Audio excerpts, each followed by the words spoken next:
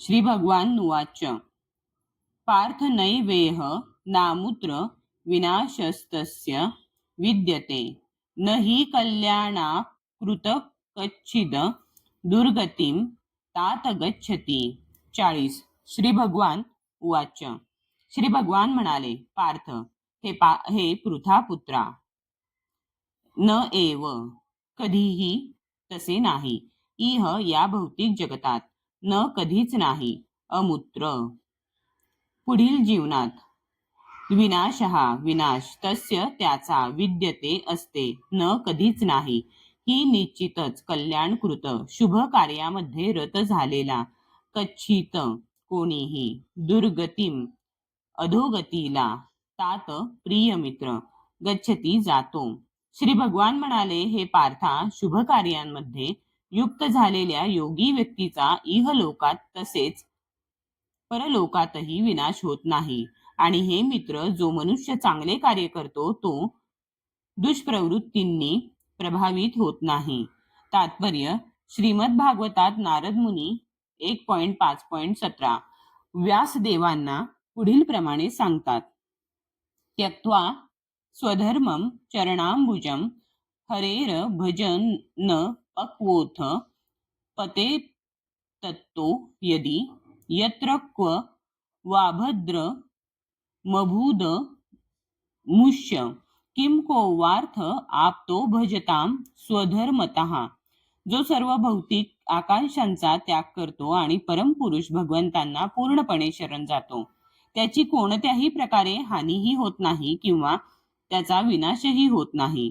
उलट पक्षी अभक्त पूर्णपणे आपल्या स्वधर्माचे आचरण करीत असला तरीही त्याला काहीच लाभ होणार नाही.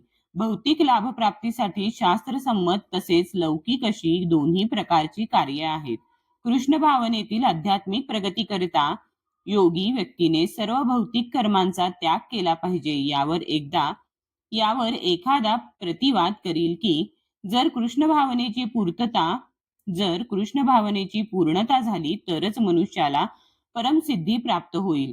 परंतु जर त्याला परमसिद्धीची प्राप्ती झाली नाही तर त्याची आध्यात्मिक दृष्ट्या तसेच भौतिक दृष्ट्याही हानी होते. शास्त्रांमध्ये सांगण्यात आले आहे की जर मनुष्याने आपल्या नियत कर्मांचे पालन केले नाही तर त्याला त्या प्रमादाची फळे भोगावी लागतात. म्हणून जो दिव्य कर्म करण्यामध्ये अपयशी होतो त्यालाही त्या प्रकारची फळे भोगावी लागतात. परंतु श्रीमद भागवत सांगते की अपयशी योगी व्यक्तीला चिंता करण्याची मुळीच आवश्यकता नाही. आपल्या विहित कर्मांचे पालन पूर्णपणे न केल्याने जरी त्याला त्याचे परिणाम भोगावे लागले तरी त्यामध्ये त्याची काहीच हानी होणार नाही. कारण शुभकारक कृष्ण भावनेचे विस्मरण कधीच होत नाही. आणि कृष्ण भावनेमध्ये युक्त असलेला मनुष्य पुढील जन्मी जरी हलक्या कुळात जन्माला आला तरी तो कृष्ण भावनेत संलग्न होतो. उलट पक्षी जो मनुष्य कृष्ण भावना भावित नाही आणि केवळ विहित कर्मांचे कठोरपणे पालन करतो त्याला शुभ फळ प्राप्त होईलच असे नाही. या श्लोकाचे तात्पर्य पुढील प्रमाणे आहे. मानव समाजाचे नियमित आणि अनियमित असे दोन विभाग करता येतात. पुनर्जन्म अथवा आध्यात्मिक मुक्तीच्या ज्ञानाअभावी जे केवळ पशुतुल्य इंद्रिय तृप्तीमध्ये रत आहेत ते अनियमित श्रेणीमध्ये येतात आणि जे शास्त्रोक्त विहित कर्मांच्या तत्वांचे पालन करतात ते नियमित श्रेणीमध्ये येतात.